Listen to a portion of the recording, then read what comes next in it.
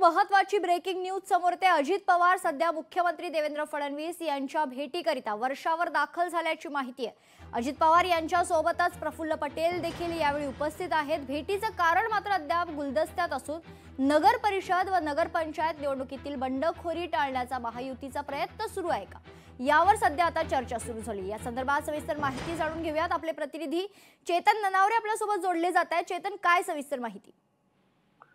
निश्चितच मेघना, ज्या प्रकारे काल भाजपच्या जे जिल्हा प्रभारी होती त्यांची सविस्तर बैठक रात्री उशिरापर्यंत सुरू होती। मुख्यमंत्री देवेंद्र फडणवीस यांनी स्वतः राज्यातील सर्व जिल्हा प्रभाऱ्यांकडून या संदर्भातील आढावा घेतला होता की कोणत्या कोणत्या ठिकाणी भाजपमध्ये बंडखोरी झालेली आहे किंवा महायुतीमध्ये टेशन पाहायला मिळत आहे। आणि आता हे जे बंडखोर आहेत त्यांना उमेदवारी अर्ज मागे घेण्याचा आज उद्या आणि परवा असे 3 दिवसांचा कालावधी आहे। या कालावधीमध्ये अधिकाधिक अर्ज मागे घेण्यासंदर्भात आता थेट राष्ट्रवादीचे जे प्रमुख आहेत अजित पवार आणि मुख्य नेते आहेत प्रफुल्ल पटेल यांच्यासोबत मुख्यमंत्र्यांची चर्चा होण्याची दाट शक्यता आहे।